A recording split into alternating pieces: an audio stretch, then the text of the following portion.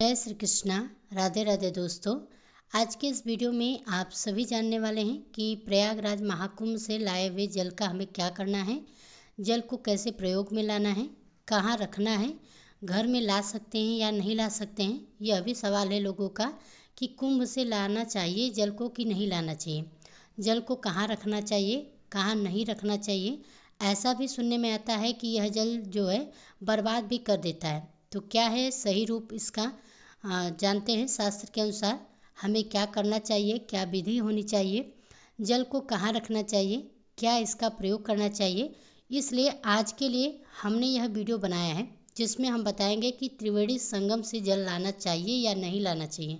जल लाए हैं तो कहाँ उसको रखें, क्योंकि जो त्रिवेणी संगम का जल है ना, यह आपको बदबार भी कर सकता है और आबाद भी कर सकता है। इस जल में अद्भुत क्षमता है। यह आपको बड़े से बड़े कर्ज से मुक्त भी करा सकता है और कर्जदार भी बना सकता है। आवश्यक यह है कि आपने इस जल का क्या प्रयोग किया है, कहाँ रखा है और किस प्रकार से आप इसका इस्तेमाल कर रहे हैं, यह जानना आवश्यक है। यदि आप सही प्रकार से इसको रख रहे हैं, सही स्थान पर रख रहे हैं और सही प्रयोग कर रहे हैं, तो यह आपको बहुत लक्ष्मी देगा, घर पर संपन्नता देगा, परिवार में शांति बनाए रखेगा, आपके परिवार में बढ़ोतरी देगा, साथ ही दिनों दिन उन्नति देगा। परंतु यदि इसको गलत स्थान पर रखा है या गलत प्रयोग में लिया गया हो, जो कि आपको नहीं करना चाहिए, तो यह आपको बर्बाद भी कर देगा। आपके व्यापार को नष्ट भी कर सकता है और नौकरी को भी नष्ट कर सकता है। जीवन में कलह क्लेश पैदा हो सकती है, क्योंकि इसकी क्षमता अधिक है, शक्ति अधिक है। इसलिए जान लीजिए कि कहाँ आपको इस जल को रखना चाहिए, इस जल का क्या प्रयोग आपको करना चाहिए और क्या प्रयोग नहीं करना चाहिए। आइए वीडियो को आरंभ करते हैं। कुंभ स्नान का फल प्राप्त करने के लिए, माँ गंगा का आशीर्वाद प्राप्त करने के लिए कमेंट बॉक्स में अवश्य लिखे हर हर गंगे, जय माँ गंगे। गंगे के आशीर्वाद से आपके जीवन के दुख समाप्त होंगे और आपके जीवन में खुशियों का आगमन होगा। तो आप सभी देख रहे हैं वैदिक पूजा पाठ यूट्यूब चैनल, जिसपे हम आप सभी के जुड़े प्रश्नों का उत्तर लेकर आते हैं। त्रिवेणी संगम का जल भी वही रहता है, उसकी महिमा तो होती ही है, परंतु यह जो कुंभ नगरी है ना, जो कुंभ चल रहा है, महाकुंभ चल रहा है, 144 वर्ष के बाद ऐसा योग बन रहा है। इस समय में लाए हुए जल और रज का अधिक महत्व बढ़ रहता है, क्योंकि इसको समझने का प्रयास कीजिए। देखिए, बाकी समय में जब आप जाते हैं तो केवल जल लेकर आते हैं, उसमें माँ गंगा का प्रताप होता है, माँ यमुना का प्रताप होता है, उनकी शक्तियाँ होती हैं।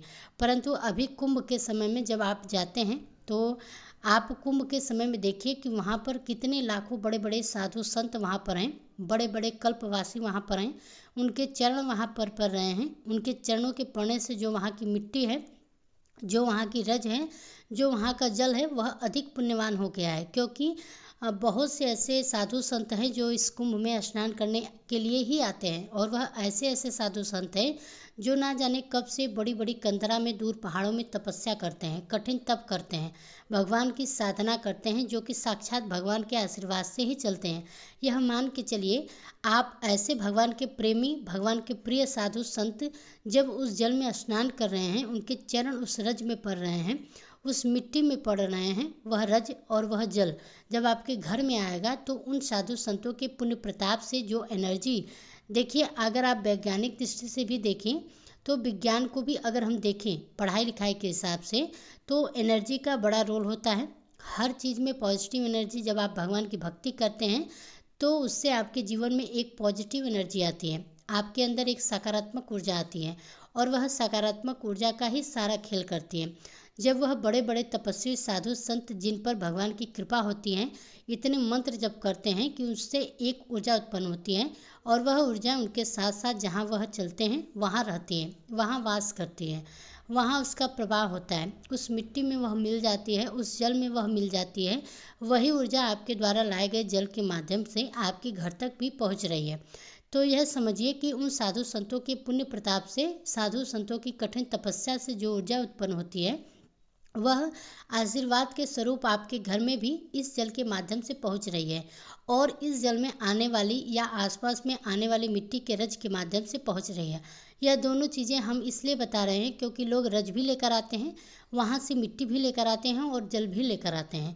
आप दोनों में से जो भी चीज़ लाए हो, या आपका कोई भी पड़ोसी गया हो जो भी मिलने वाला गया हो वह लेकर आए हो, यह बहुत प्रतापदायी होता है, यह बहुत ही पुण्यदायी होता है। इससे जीवन में ही नहीं आपके घर में भी बहुत परिवर्तन आते हैं, क्योंकि इससे एक अलग ऊर्जा का संचार आपके घर में होता है।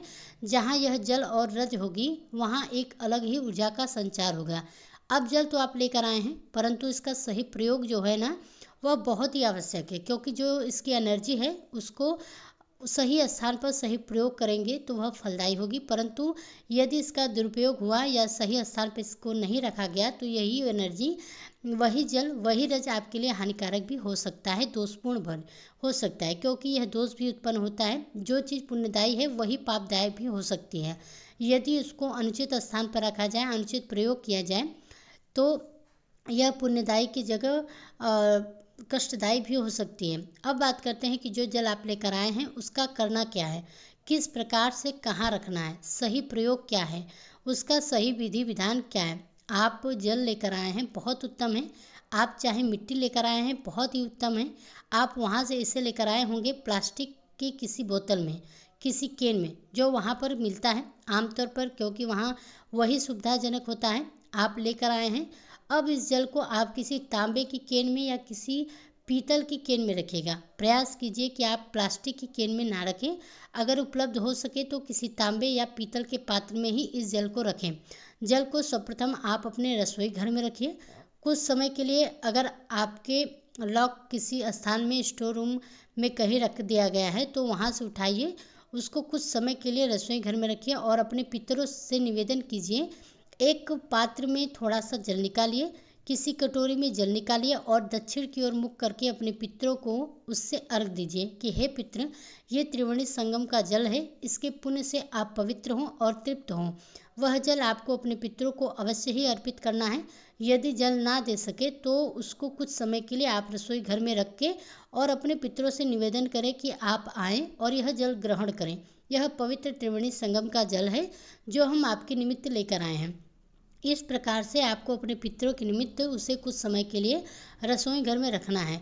उसके उपरांत वहाँ से उठाकर आप अपनी पूजा घर में रखिए। पूजा घर में उस जल की पूजा करनी है, क्योंकि वह माँ गंगा का पवित्र जल है।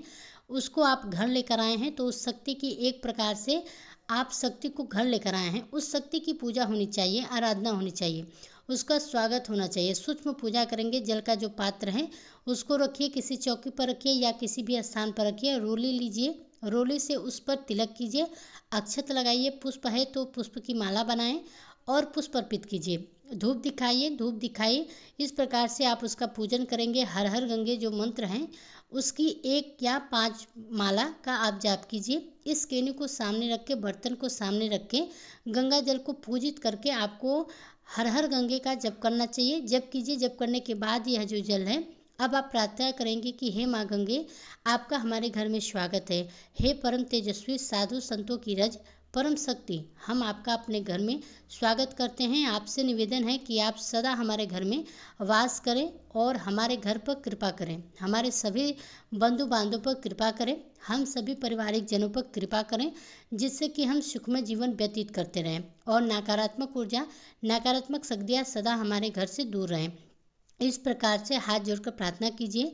माँ गंगा को स्मरण करते हुए, साधु संतों का स्मरण करते हुए नमस्कार कीजिए। यह पूजन आपको, जो आप जल लेकर आए हैं या रज लेकर आए हैं, उसको सामने रख के करना है। एक बात का ध्यान रखिएगा कि ये जो जल है यह बहुत ही पवित्र जल होता है। ये इतना पवित्र जल है कि यदि यह आपके घर में रखा हुआ है, आपके घर में कोई भी सूतक पातक हो जाता है तो भी यह जल कभी भी अपवित्र नहीं होता है। बाकी सभी वस्तुएं जो अपवित्र हो जाती हैं, जिन पर सूतक पातक लागू होता है, यहाँ तक कि भगवान की प्रतिमाएं रखी होती हैं, उनको भी हमें गंगा जल से नहलाना पड़ता है। परंतु यह जो जल है यह कभी भी अपवित्र नहीं होता, कभी भी खराब नहीं होगा। तो इसलिए इस जल को सुरक्षित रखें। इसकी एनर्जी सदा ताज़ा रहती है और यह जल कभी भी बासी नहीं माना जाता है। यह जो जल है त्रिवेणी संगम का जल है, गंगा जी का जल है, यह भी कभी भी बासी नहीं माना जाता है। इसकी जो शक्तियाँ हैं कभी भी कम नहीं होती है। यही कारण है कि कभी भी यदि सूतक पातक होता भी है तो इसके बाद सबसे पहले गंगा जल का ही छिड़काव सभी स्थानों पर किया जाता है। यह सभी चीज़ों का पवित्र करने वाला है। बड़ी से बड़ी अपवित्र क्यों ना हो, यह उसको भी पवित्र कर देता है। इतनी क्षमता है इस जल में। अब बात करते हैं कि आपको इसका प्रयोग क्या करना है। सबसे पहले तो पितरों की तृप्ति के लिए हमने आपको बताया है कि वह आपको क्या करना है, पितरों की तृप्ति के लिए किस प्रकार से आप कर सकते हैं इस जल के। इसके बाद इस जल का आपको अपने मंदिर में रखिएगा, आपके मंदिर में जो भी स्थान उपयुक्त हो वहाँ पर रखिएगा। इसके अलावा कहाँ रख सकते हैं उसके बारे में भी चर्चा करेंगे। यदि आपके मंदिर में उपयुक्त स्थान नहीं है तो इस जल के उपयोग के लिए किसी भी पवित्र तिथि पर, जैसे आने वाली अमावस्या पर या आने वाली पूर्णिमा पर आपको इस जल से स्नान करना है, क्योंकि यह जो जल है इतना उपयुक्त नहीं होगा जिससे कि आप स्नान कर सके, पर्याप्त नहीं होगा। तो ये तो आप क्या कीजिएगा कि नहाने के पानी में इस जल में से थोड़ा सा जल मिला लीजिएगा और मिलाते से पहले यह जल डालिएगा, उसके बाद बाकी पानी भरिएगा। इससे क्या होगा कि आपको त्रिवेणी संगम का स्नान पुनः फल प्राप्त होगा। साथ ही आप सभी जानते हैं कि अमावस्या हो या पूर्णिमा हो, दोनों पर ही पवित्र नदियों में स्नान करने का बड़ा ही फल है। तो यदि आप इस जल से स्नान करेंगे अमावस्या या पूर्णिमा पर, तो उससे आपको पवित्र नदी में स्नान करने का फल प्राप्त होगा। इसलिए आपको अवश्य ही इस जल से स्नान करना चाहिए। पहला प्रयोग तो यह कीजिएगा। दूसरा, जब अमावस्या हो तो आप अमावस्या वाले दिन आप सभी पितरों का तर्पण करते होंगे। आने वाली अमावस्या, क्योंकि यह जो समाप्त हो जाएगा, शिवरात्रि समाप्त हो जाएगा, उसके बाद में अमावस्या है। कौन सी है? फाल्गुन मास की अमावस्या है। इस पर आप तर्पण कीजिएगा, पितरों के निमित्त तर्पण कीजिएगा। बहुत ही महत्वपूर्ण बात आपको बताने जा रहे हैं हम। पितरों के निमित्त तर्पण कीजिएगा इस जल से आप तर्पण करेंगे तो यह आपको इस प्रकार से फल देगा, जैसे आपने अपने पितरों को त्रिवेणी संगम में स्नान करा दिया हो। और पितरों को त्रिवेणी संगम में स्नान कराने का फल तो आप सभी को जानते ही हैं, अद्भुत महिमा है। पितरों को यदि आप त्रिवेणी संगम पर स्नान कराते हैं तो इससे आपके पितृ न केवल प्रसन्न होते हैं बल्कि उनकी तृप्ति भी होती है। यदि कोई ऐसे पितृ हो जो यहाँ पर कहीं भटक रहे हैं, उनको मुक्ति नहीं मिली है, तो उनको मुक्ति भी प्राप्त होगी। और जब वो पितृ प्रसन्न होंगे तो उनकी प्रसन्नता से आपके घर में लक्ष्मी सदा के लिए निवास करेंगी। आपके घर में कलह क्लेश दूर हो जाएंगे, आपके घर की उन्नति बढ़ जाती है। आपकी जो वंश वृद्धि रुक गई थी पितरों की नाराजगी के कारण, वह भी पुनः प्रारंभ हो जाता है। और यह त्रिवेणी का जो जल है बहुत ही पुण्यदायी है। इसको कीजिएगा प्रयोग आने वाली अमावस्या पर, फाल्गुन अमावस्या पर। इसके बाद जो अगली अमावस्या आएगी उस पर भी कीजिएगा, वैशाख अमावस्या पर कीजिएगा। और विशेष रूप से जो पितृ अमावस्या आती है सितंबर महीने में, अंग्रेजी महीनों के अनुसार वह कार्तिक में, तो उसके आप अवश्य कीजिएगा। यह जल आपके लिए बहुत ही चमत्कारिक करेगा। ये जल आपके लिए आपके जीवन में खुशियों का मार्ग प्रशस्त करेगा। तो एक प्रयोग तो आप इसका स्नान करेंगे, दूसरा प्रयोग इससे आप अमावस्या पर पितरों का तर्पण करेंगे, पितरों को तृप्त करेंगे। आपको हम विधि बताते हैं प्रत्येक अमावस्या पर तर्पण कैसे करना है, उसकी विधि बता देंगे। अभी संक्षेप में बता देंगे कैसे किया जाता है तर्पण। यह जल लीजिएगा, इस जल में थोड़ा सा कच्चा दूध मिला लीजिएगा, काले तिल डाल दीजिएगा, सफ़ेद पुष्प डालिएगा, रोली अक्षत लीजिएगा और लोटे में इस जल को भर लीजिएगा। सारी सामग्री मिला के कुशा के साथ आपको तर्पण करना है। सीधे हाथ में अंगूठे और अंगुली के बीच से जल गिराते हुए कुशा के साथ इसका तर्पण आप करेंगे। अपने पितरों को याद करते हुए, जो भी आपके पितर हैं, नाम जो भी आपके उनके साथ का नाता रिश्ता है उसके अनुसार याद कीजिएगा, या फिर उनके नाम के स्मरण से उन्हें कहिएगा कि आप इस जल को ग्रहण करें और तृप्त हों। इस कार्य आप करेंगे तो कुतुब काल का समय 11:03 से लेकर 12:30 तक का होता है। वैसे ये समय समय पर बदलता रहता है, सभी शहरों में अलग अलग होता है। इसके लिए आप कमेंट बॉक्स में लिखकर पूछ सकते हैं, हम आपके क्षेत्र के अनुसार बता देंगे। दूसरा, इसके लिए विशेष वीडियो हम प्रत्येक अमावस्या पर बनाते ही हैं तर्पण से संबंधित, तो आप उस वीडियो को अवश्य देखिएगा, वहाँ से आपको अवश्य ही पता चल जाएगा। कार्य बहुत ही महत्वपूर्ण हो गए। और पहला हमने आते ही आपको कहा कि आप पितरों को अर्घ दीजिएगा, दूसरा इसकी पूजा कीजिएगा, तीसरा प्रयोग स्नान में कीजिएगा, चौथा आपको पितरों का तर्पण करना है। आगे बढ़ते हैं कि क्या महत्वपूर्ण कार्य हैं। अब देखिए, महाशिवरात्रि रही है, महाशिवरात्रि पर इस जल का प्रयोग कीजिएगा, बहुत ही अद्भुत फल आपको प्राप्त होगा। आप सभी ने देखा होगा कि लोग दूर दूर से पैदल चलकर गंगा का जल लेकर आते हैं भगवान भोलेनाथ को अर्पित करने के लिए। यह महाशिवरात्रि है, बहुत बड़ा अवसर है। त्रिवेणी संगम से यदि आपने भगवान शंकर का अभिषेक किया तो उसके फल की आप कल्पना भी नहीं कर सकते। यह इतना चमत्कारिक जल है। लोग इतना मेहनत करते हैं, दूर दूर से कांवड़ लेकर आते हैं, तब भगवान को गंगा जल से स्नान कराते हैं। आप तो कुंभ के समय के त्रिवेणी संगम के जल से भगवान को स्नान कराएंगे। सोचिए कितना पुण्य मिलेगा आपको, भगवान कितना प्रसन्न होंगे, उनकी प्रसन्नता से कितने चमत्कारिक परिवर्तन आपके जीवन में आएंगे। करना क्या है कि भगवान भोलेनाथ के जो शिवलिंग पर आप जल अर्पित करेंगे शिवरात्रि वाले दिन, उस दिन भद्रा भी है, उसका ध्यान रखिएगा। और भद्रा से संबंधित वीडियो हम आपको आगे आने वाले वीडियो में बता देंगे। पूजा का जहाँ तक बात है तो पूजा जो है सुबह से ही की जा सकती है। 26 तारीख को महाशिवरात्रि है। उस दिन महाशिवरात्रि वाले दिन आप 1 लोटे में जल लीजिएगा। उसमें यह गंगा जल, अगर आप के पूरा जल है, बहुत सारा जल है, तो 1 लोटे में पूरा यही त्रिवेणी का संगम का जल भरिएगा। इसमें थोड़ा सा कच्चा दूध मिला लीजिए और उसमें भगवान शंकर का अभिषेक कीजिएगा। श्री शिवाय नमस्तुभ्यम मंत्र बोलते हुए, श्री शिवाय नमस्तुभ्यम, श्री शिवाय नमस्तुभ्यम का मंत्र बोलते हुए, या आप ओम नमः शिवाय मंत्र बोल सकते हैं। इससे जप करते हुए भगवान का अभिषेक कीजिएगा। बहुत ही अद्भुत फल मिलेगा आपको। आपके जीवन के सारे दुख दूर रह जाएंगे। आपके यदि पितृदोष हैं तो पितृदोष में बड़ा लाभदायक फल मिलेगा। यह चंद्रमा यदि आपका खराब है तो बड़ा लाभ मिलेगा आपको।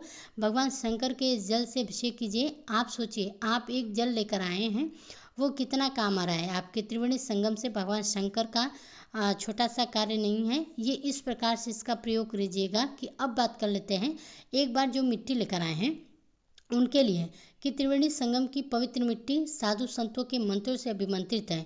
इस मिट्टी का जो महत्व है, इस मिट्टी का आपको प्रयोग कैसे करना है। माँ जमुना की जो मिट्टी है, माँ सरस्वती के आशीर्वाद की जो मिट्टी है, इसका प्रयोग आपको करना क्या है। इस मिट्टी को आप लाए हैं तो संभाल के किसी भी लाल कपड़े में बांध के और इसे अपने मंदिर में पूर्व दिशा की ओर रखिएगा। नॉर्थ वेस्ट का जो कोना है, नॉर्थ ईस्ट का जो कोना है उसमें रखिएगा, वहाँ पर इसको रखिएगा। इस मिट्टी को आप अपने तुलसी के पौधे में अवश्य अर्पित कीजिएगा। तुलसी के पौधे में इसे जब अर्पित करेंगे और जल देंगे तो माँ तुलसी इससे ललहा उठेंगी, वह हरी भरी रहेंगी और इससे आपको एक पुण्य प्राप्त होगा, क्योंकि पवित्र साधु संतों की रज और वह भी पवित्र त्रिवेणी संगम की रज, इसको जब आप माँ तुलसी को प्रदान करेंगे तो वह बहुत ही प्रसन्न होगी। इसके अलावा यदि आपके घर में कोई और गमले आदि हैं तो उनमें भी आप इस रज को प्रयोग में लाइए। इस रज को आप जहाँ भी रखेंगे वहाँ की ऊर्जा अच्छी रहेगी, सकारात्मक ऊर्जा का प्रवाह होगा। कहीं आपको लगता है कि नकारात्मक ऊर्जा किसी क्षेत्र में है तो इस मिट्टी को रखिएगा, वहाँ की नकारात्मक ऊर्जा जो है वह जाती रहेगी, वहाँ की जो ऊर्जा है इसका परिवर्तन हो जाएगा। तो ऐसे स्थान पर इस मिट्टी को अवश्य रखिएगा। प्रयास कीजिएगा, यदि कोई व्यक्ति त्रिवेणी संगम नहीं जा पाया है तो उस व्यक्ति को इस रज को अपने माथे से लगाना चाहिए, उसे त्रिवेणी संगम दर्शन का फल प्राप्त होगा। अगर वह इस रज को माथे पर लगाते हैं तो इससे आपको घर बैठे ही त्रिवेणी संगम का दर्शन का फल प्राप्त होगा। अब बात करते हैं कि यदि आप लोग त्रिवेणी संगम होकर आए हैं, कुंभ होकर आए हैं, तो आपको करना क्या चाहिए। यदि आप कुंभ स्नान कर आए हैं तो घर आने के बाद आपको किसी कन्या का पूजन करना चाहिए। कन्या का पूजन करके उनको कुछ दान देना चाहिए। इसके अतिरिक्त आपको किसी भी ब्राह्मण को भोजन कराना चाहिए। ब्राह्मण को भोजन कराकर उनको दान दक्षिणा अवश्य देनी चाहिए। इसके अलावा आप अपनी बहन बेटियों को बुला सकते हैं। यह भी एक विधान है कि आप अपनी जो भी बहन है बेटियां हैं उनको बुलाइए, उनकी विधिवत भोजन कराइए। भोजन कराकर उनको स्वच्छ अच्छे वस्त्र दान देकर अर्पित कीजिए, तो प्रेम पूर्वक उनको विदा कीजिए। यह बहुत ही अद्भुत महिमा वाला होता है, इसका बहुत ही अधिक फल है। या तो ब्राह्मण को भोजन कराएं, ब्राह्मण को नहीं करा सकते हैं तो उनको दान दक्षिणा अवश्य दें। प्रयास करें कि ब्राह्मण और ब्राह्मणी जोड़े में बुलाएं और उनको भोजन कराएं। कन्याओं को भोजन कराएं, उनको कुछ दक्षिणा देकर विदा करें। यह आपको आने के बाद करना चाहिए।